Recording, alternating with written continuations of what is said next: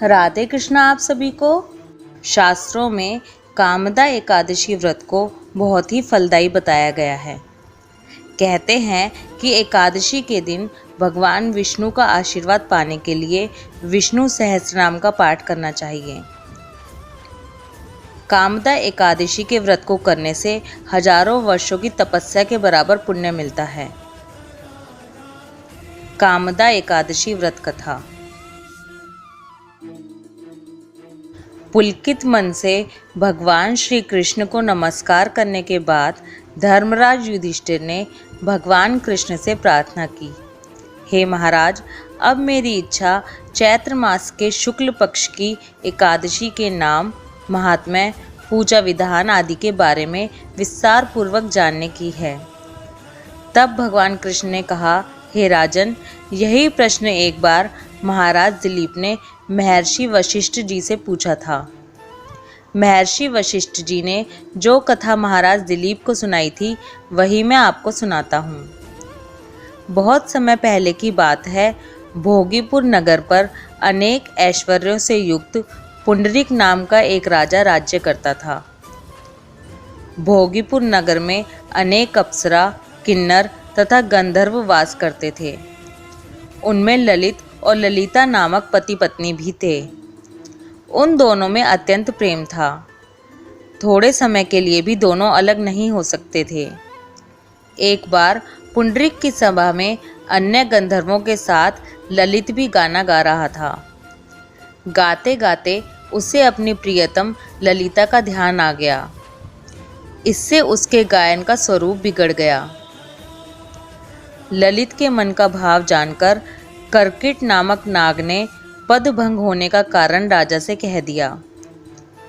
तब पुंडरीक ने क्रोधपूर्वक कहा कि तू मेरे सामने गाता हुआ अपनी स्त्री का स्मरण कर रहा है, अतः तू कच्चा मांस और मनुष्य को खाने वाला राक्षस बनकर अपने किए कर्म का फल भोग।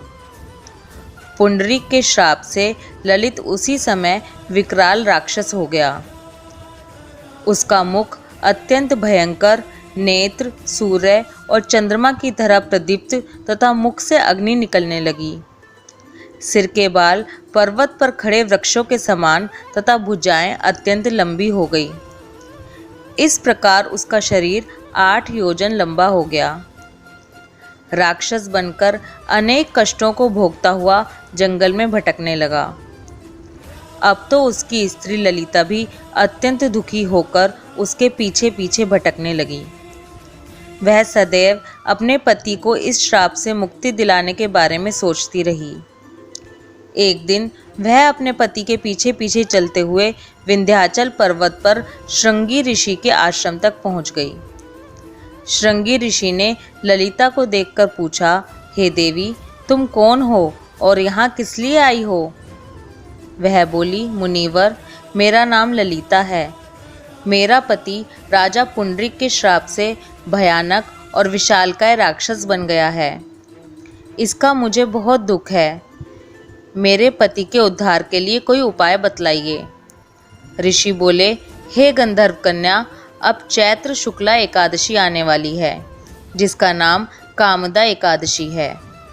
उसका व्रत करने से मनुष्य के सब कार्य सिद्ध होते हैं।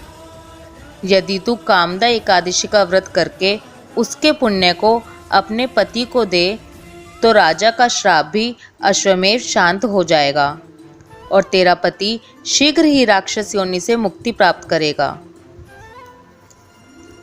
चैत्र शुक्ल एकादशी आने पर ललिता ने व्रत किया और द्वादशी को ब्राह्मणों के सामने अपने व्रत का फल अपने पति को देती हुई भगवान से प्रार्थना करने लगी, हे प्रभु, मैंने जो यह व्रत किया है इसका फल मेरे पति को प्राप्त हो, जिससे वह राक्षस योनि से मुक्त हो जाए।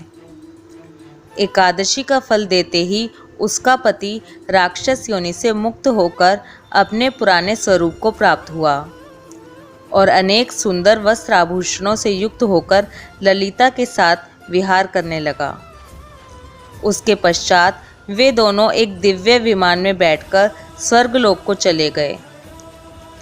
वशिष्ठ मुनि ने आगे कहा, हे राजन, इस व्रत को विधि पूर्वक करने से समस्त पापों का नाश हो जाता है तथा राक्षस आदि योनि भी छूट जाती है। संसार में इसके बराबर कोई व्रत नहीं है। इसकी कथा पढ़ने या सुनने मात्र से ही वाजपेयी यज्ञ का फल प्राप्त होता है। ये थी कामदा एकादशी की व्रत कथा। जो लोग एकादशी का व्रत नहीं भी करते हैं उन्हें भी एकादशी व्रत कथा और एकादशी माता की आरती ज़रूर सुननी चाहिए। इसलिए इस वीडियो को ज़्यादा से ज़्यादा शेयर करें। राधे कृष्णा।